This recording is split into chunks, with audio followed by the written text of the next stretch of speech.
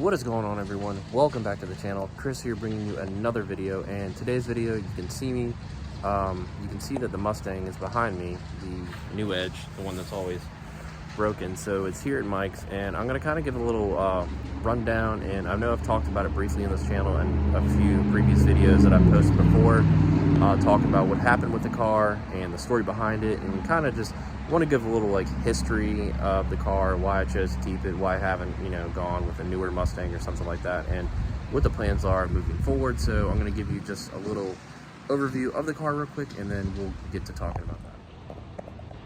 And here's how everything sits. So over the summer, if you remember, I gutted the car, the carpet, the interior, majority of the interior, like the center console and stuff. All that remains is the mock rear seats and basically the shifter and steering wheel and dash setup. We're gonna leave that. We're gonna clean that, of course, but basically, since the engine has been pulled, this is kind of where everything has been sitting. That's the spec and Ram flywheel. It just needs to be cleaned up. We're gonna pull the transmission probably pretty soon, so I can get that sold. This is basically just the stuff from the motor, from your BBK Coyote swap headers to the Power by the Hour kit, JLT intake, and the Boss 302 alternator that I definitely would recommend if you're doing a Coyote swap instead of the 4.6. I had problems where the 4.6 alternator would basically not handle the high revs of the Coyote when street racing in Mexico or something, and it would blow the alternator. So went with the Boss. I bought that from Power by the Hour and never had a problem since. But moving to underneath the car too as well.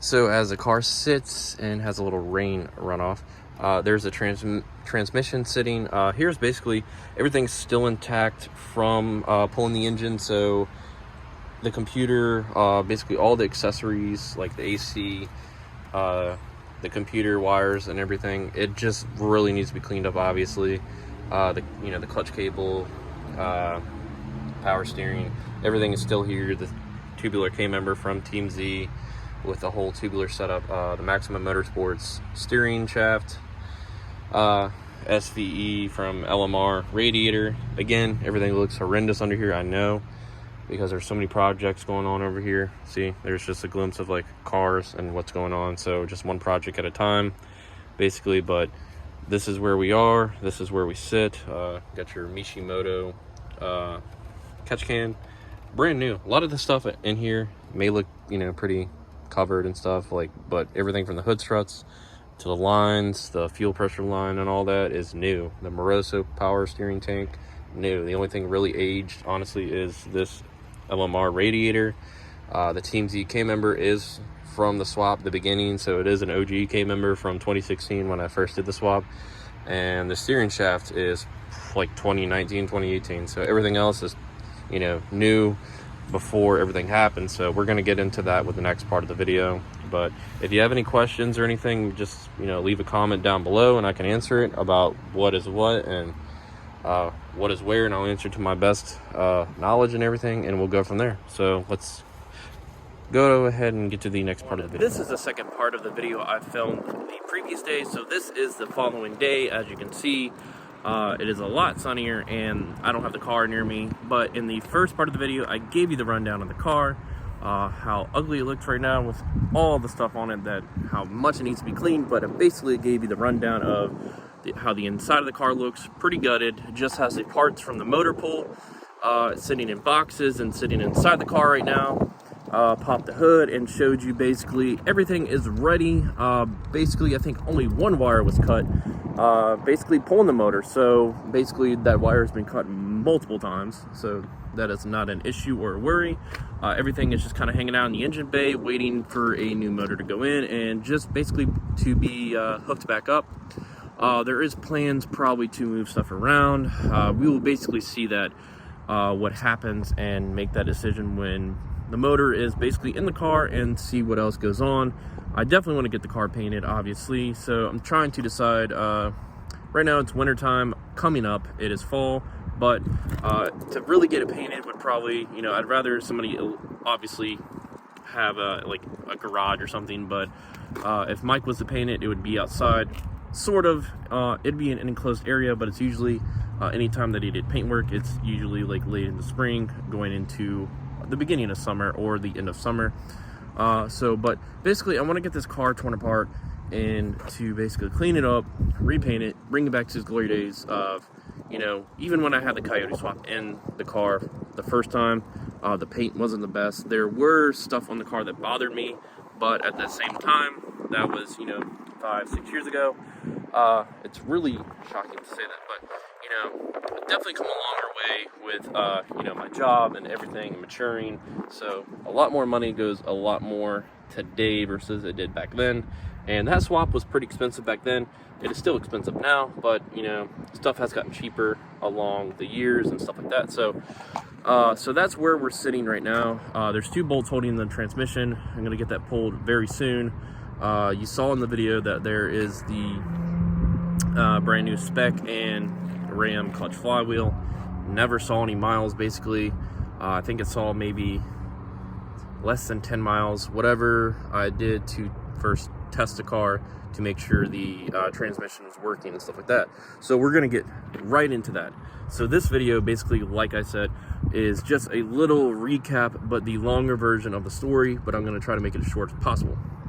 So back in 2020, the end of 2019, early 2020, the throwout bearing basically went in the car. And previous to that, in 2019 in September, so I ended up getting a JLT cold air intake because I just kind of wanted to switch it. The AEM basically I had in there kept having problems with it. If I gave it like any gas, the coupling would slip off, and then just I wanted to clean it up, make it a little better, plus have everything kind of just black under the hood, which I really like. It just aesthetically or something, it's more pleasing, I guess, if you want to say. So the one I got required a tune. So got that, sent it basically, you know, the update, requested a file, paid for the file update for via tuner, however you want to say it. And they sent me a tune, uploaded it to the car. Nothing happened. The car would not overturn or anything, or turn over. So, and went back and forth, basically with the laptop, updated the SCT firmware, did everything I could, and basically the SCT X4 ended up basically frying itself in a way. It's like the tune that came basically bricked the SCT tuner to, like, I guess an expensive lightweight paperweight, if you want to call it that. So went back and forth with the tuner for a week or so, maybe 2 weeks, I don't remember. It was almost 2 weeks that I didn't drive the car. So went back and forth. From what I remember is there was no data or something within the file of the tune. So basically it was an empty tune that, you know, was trying to be uploaded to the car. That's why nothing would happen. So had to send the broken SCT X4. Mike actually had an extra one, so we basically swapped, had to give the number, I guess a serial number or whatever, to the tuner and basically say, hey, this is a tuner, it's a different one, so just send the file to this X4, and sent the broken X4 to broke X4 to SCT to fix. They ended up sending me, I guess, a new one back, or fixed, whatever they did with it. I imagine they probably just had one sitting around that they fixed and refurbished and just sent me that. So back to that, and then gave Mike that one.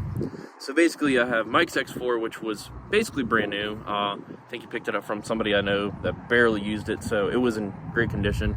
And the tune uploaded, car had no problem. So a couple months go by, and the car starts acting funny in a few ways here and there. It, you know, sometimes wouldn't start. The car was running rough. You know, was gonna start data logging it, then the throwout bearing went. Mind you, I drove this car every day, which was probably not the best idea, but can you daily drive a Coyote swap? I did it for 4 years with some problems, but nothing major. So all of that happened. Then when basically I decided in late 2020 to 2021, I was gonna basically have a new transmission, clutch, flywheel, all that good jazz. We're gonna fix everything on the car, suspension wise.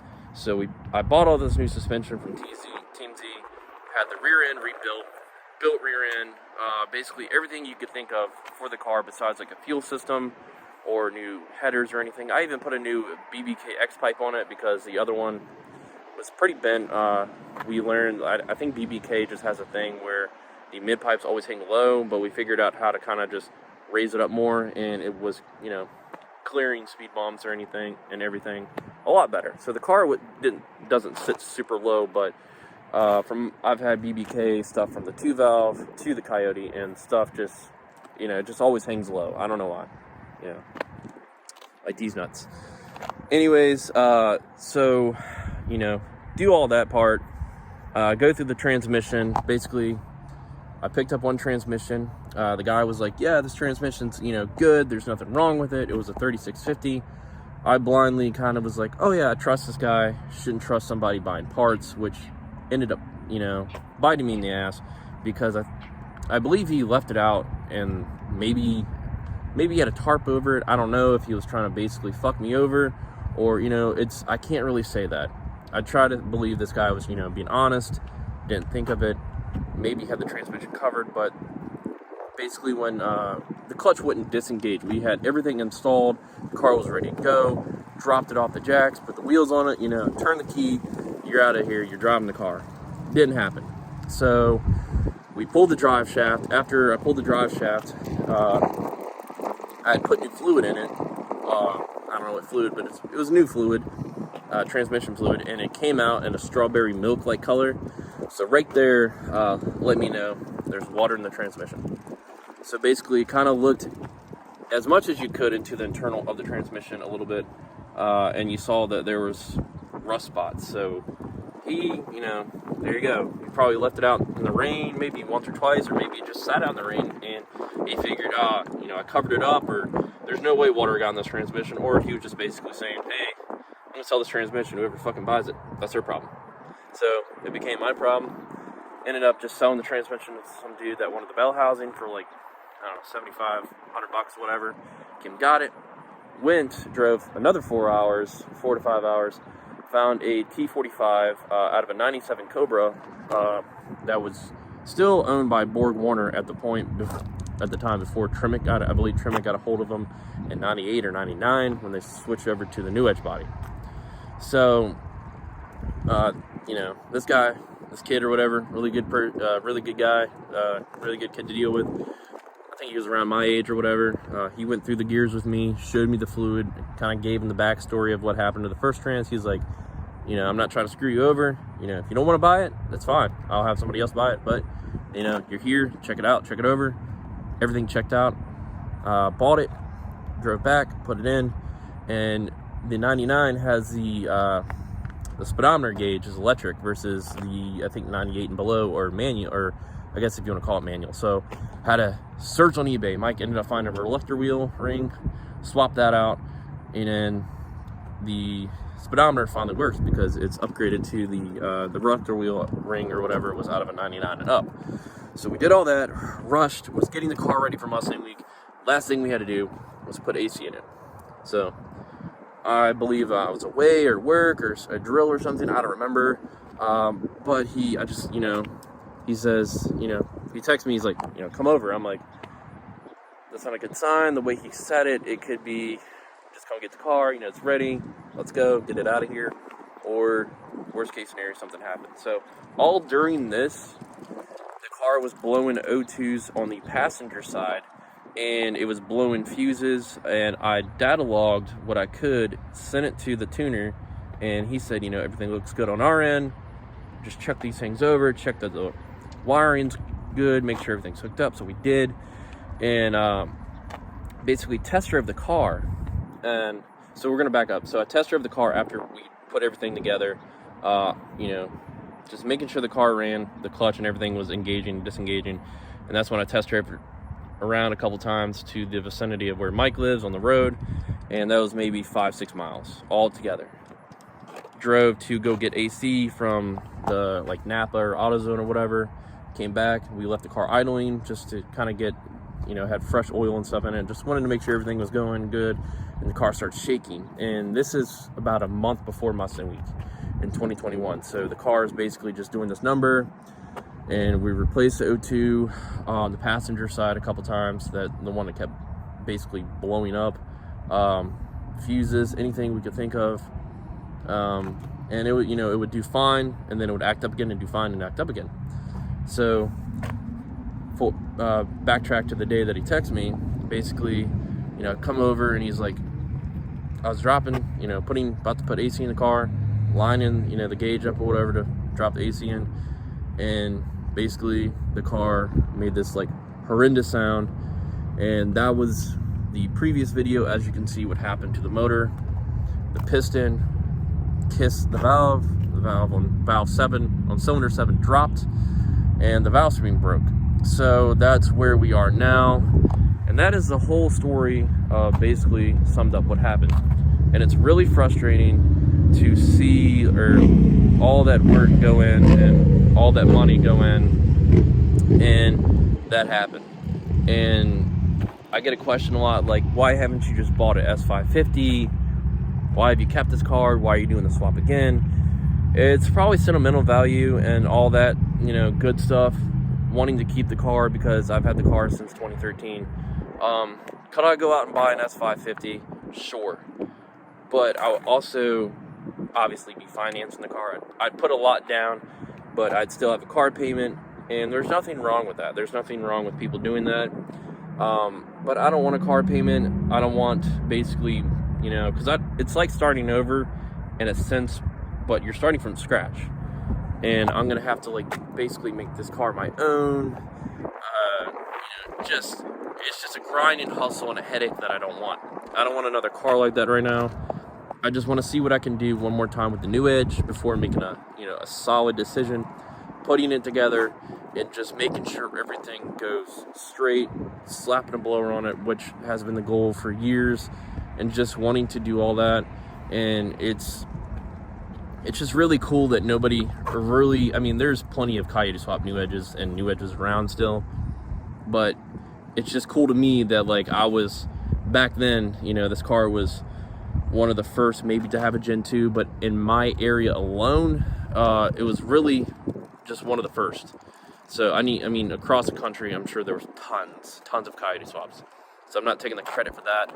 I'm just kind of giving myself the credit that, basically I had one in Richmond, and I had only seen one other one. It was just basically a dedicated Fox body NA car, track car that I saw, I believe, one Friday or Saturday night at the track when I had mine done. So basically that answers the question.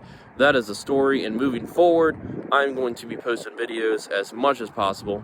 I want to try to at least do 1 to 2 uploads a week. So basically, if I was to set a schedule, maybe Monday, Friday, Wednesday, Saturday, or maybe Wednesday, Sunday, something like that.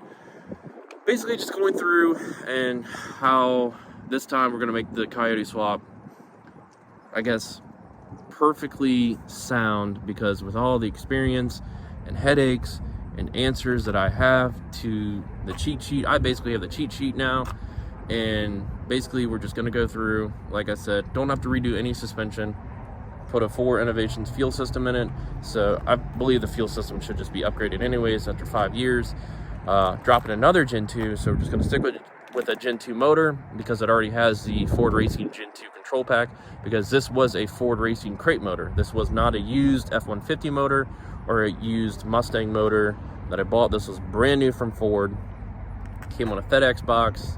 The crate had Ford Racing on it, and maybe change the exhaust with Cook's headers or something, just to kind of, the headers are still in good condition, but stuff is just worn out. Replace anything that is worn out, and that will basically be it. Slap a T56 in it, take it to the track, see what it does, enjoy the car, put a blower on it. No, I don't know what blower or boost system. I'm not going to go turbo.